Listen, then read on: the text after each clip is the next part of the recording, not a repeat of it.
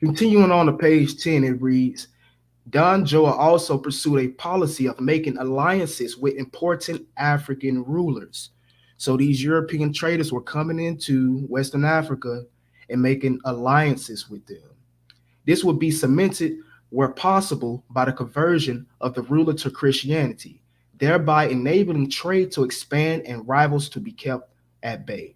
The king's third objective was to find a sea passage to India and to ensure that such a vital strategic or strategy discovery would be made by Portugal and not by any of its rivals. A number of traders had already made direct contact with African rulers, so this was common. These European traders making contact with these African rulers. And it goes on to say, and Cod Moscow, friendly and inquisitive account of his dealings with the rulers of Senegambia, featured in Doc 16 and 17. Dom Joa, however, wanted such contacts to be made whenever possible between two rulers. So when he heard that Diago Koa, a captain in his service, had established relations with a powerful king who controlled the land of the southern bank of Zaire estuary, it became one of his priorities to turn this discovery into a firm alliance. In this specific place, Zaire, we notice was associated with the Kingdom of Congo. The embassy of 1491 had consequences that must have been as unexpected as they were gratifying.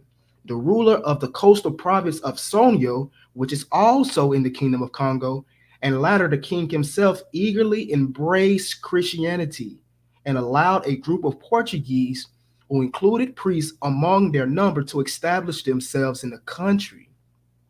So this was what was really going on during this time. These African rulers were allowing these things to happen, and of course they was agreeing to it. And to harper on that, or to go into that a little more deeply, we actually have depictions of these European priests or missionaries in the Kingdom of Congo, with the Congo Christians, the Congo or the Congolese that converted to Christianity during this time. And as the depiction reads, this watercolor depicts a Christian wedding ceremony in the Kingdom of Congo, circa 750, which is exactly what we just read over. The Portuguese wanting to establish alliances with these African kings by way of Christianity. And here's a clear-cut example of one of those. And here's another picture where it shows us a Christian burial.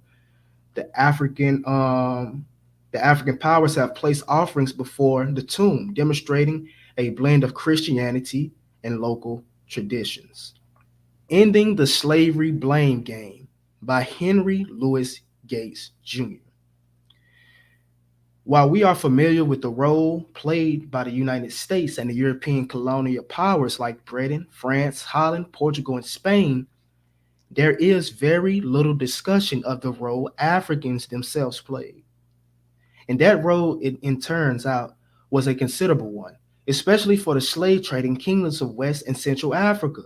These included the Akan and the Kingdom of Ashanti in what is now Ghana, which we mentioned, the Fon of Dahomey, also known as the Kingdom of Judah or Ouida, right? The Mbundu of the Indodo in northern Angola, and the Congo of today's Congo, among several others.